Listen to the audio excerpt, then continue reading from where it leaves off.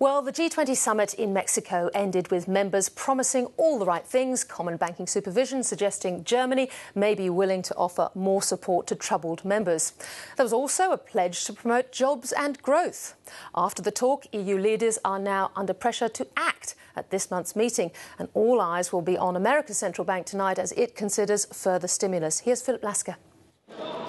Investors are conditioned not to expect much from a G20 communique.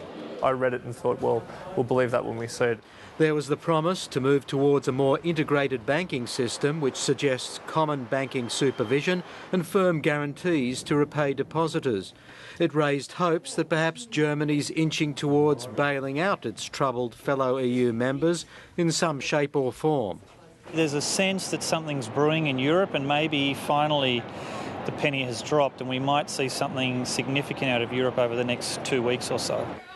But there's also a widespread view that next week's European Council meeting won't deliver the hoped-for action plan outlining a greater willingness from the ECB to support troubled states, pooled economic sovereignty and an integrated system of banking regulation.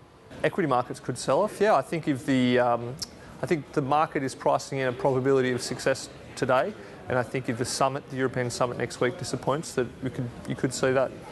Many might be disappointed after tomorrow's US Central Bank meeting if Federal Reserve Chief Ben Bernanke doesn't buy protection against a deeper crisis in Europe with more stimulus measures.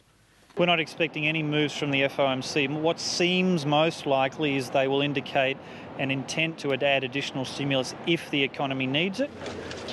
And this would be barely 24 hours after the G20 members pledged to promote growth and jobs. What I would really like to see, and what's really missing in all this talk about a growth compact, is radical microeconomic reform. There's one other missing ingredient, the consensus to act.